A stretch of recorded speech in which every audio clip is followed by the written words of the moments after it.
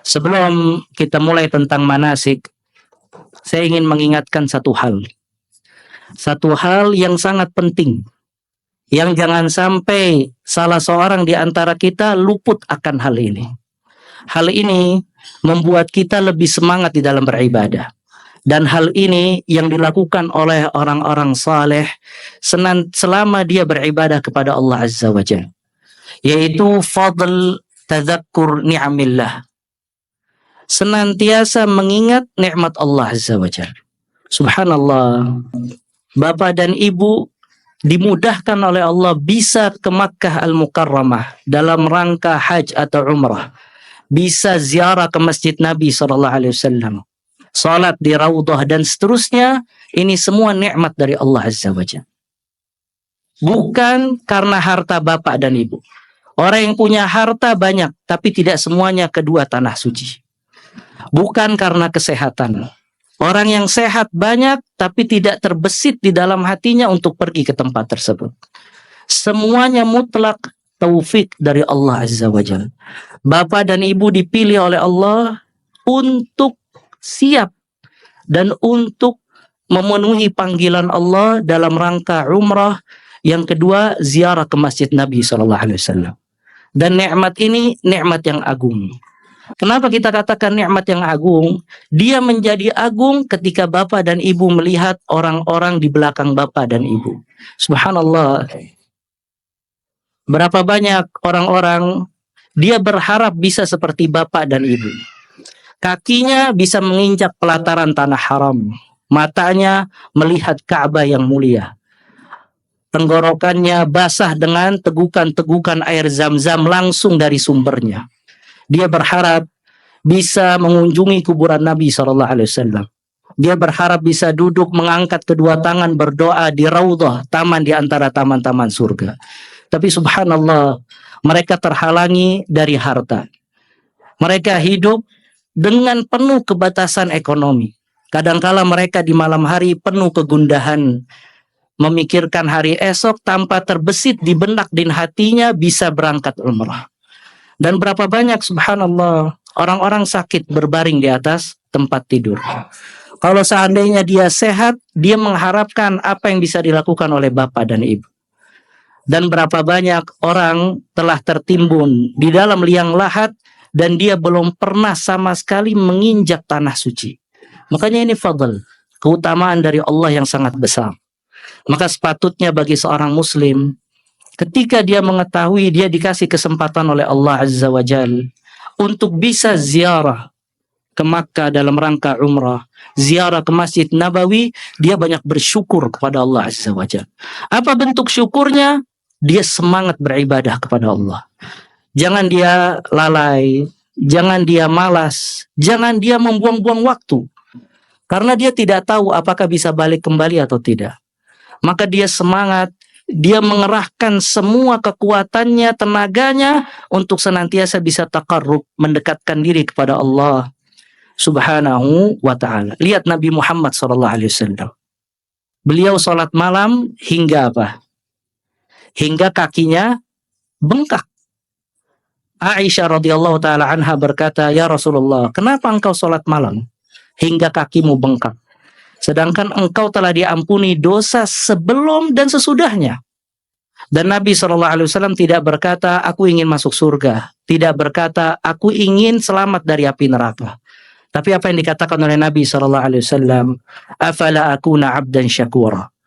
Apakah aku boleh menjadi hamba Allah yang bersyukur? Kenapa beliau mengatakan itu? Subhanallah. Nabi SAW diangkat derajatnya oleh Allah. Sebaik-baik anak keturunan Adam. Nabi SAW sebaik-baik Nabi dan Rasul. Nabi SAW tidaklah disebut nama Allah kecuali digandengkan setelahnya nama beliau alaihi salatu wassalam. Dan Nabi SAW syariatnya yang terbaik. Al-Qur'annya yang terbaik. Umatnya yang terbaik. Maka Allah mengutamakan Nabi atas semuanya. Maka apa bukti dari nikmat tersebut? Nabi bersungguh-sungguh di dalam beribadah. Maka dia mengucapkan afala akuna abdan syakura. Apakah aku tidak boleh menjadi hamba Allah yang bersyukur? Oleh karena itu ya ikhwah, antum syukuri nikmat Allah bisa ke Baitullahil Haram. Buktikan walaupun Allah tidak membutuhkan amalan kita, tapi kita membuktikan kepada Allah Azza wa Jal kalau kita benar-benar menjawab panggilannya dengan penuh ibadah. Dan subhanallah, bukankah ketika kita umrah kita bertalbiyah? Bagaimana bunyi talbiyah? Labbaik Allahumma labbaik. Apa arti dari talbiyah? Talbiyah itu, ya Allah, aku memenuhi panggilanmu. Labbaik Allahumma labbaik. Ketika seseorang mengucapkan labbaik Allahumma labbaik, maka dia penuhi panggilan Allah dengan umrah yang benar. Dia penuhi panggilan Allah dengan sholat yang benar. Dia penuhi panggilan Allah dengan tertunduk menghinakan diri berharap kepada Allah. Dia penuhi panggilan Allah dengan penuh cemas amalannya ditolak oleh Allah Azza wa Jalla. Dia penuhi panggilan Allah agar tidak berbuat maksiat dengan kesempatan yang dia berikan ketika dia datang di tanah suci. Maka kita memohon kepada Allah Azza wa Jalla agar Allah menjadikan kita semua hamba-hamba yang saleh dan juga saleha. Allah menerima amal ibadah kita dan Allah Ta'ala mengangkat derajat kita dan memberikan umrah mabrurah. Dan ingat Bapak dan Ibu, sebelum manasik, ibadah tidak menjadi ibadah kecuali dengan dua hal. Ini dicatat dan diingat seumur hidup. Dua hal ini menjadikan ibadah Bapak dan Ibu berkualitas, dan dua hal ini menjadikan ibadah Bapak Ibu hilang kualitasnya. Dua hal ini bisa menjadi penyebab gugurnya amal ibadah apabila dia tidak dihadirkan ketika ibadah. Yang pertama, ikhlas hanya untuk Allah Azza wa Jal. Yang kedua, ittiba, mengikuti petunjuk Nabi Muhammad Sallallahu alaihi wasallam. Maka di sini anjuran Bapak dan Ibu ikhlas dalam umrah. Ya, di antara bentuk ikhlas kita niatkan taqarrub, mendekatkan diri kepada Allah. Dan anak nasihatkan untuk Bapak dan Ibu ini, upayakan jangan terlalu banyak mengunggah foto dan ibadah kita di media sosial. Kenapa? Karena dikhawatirkan pujian manusia membuat seseorang itu bangga dengan amal ibadahnya hingga mengurangi pahalanya.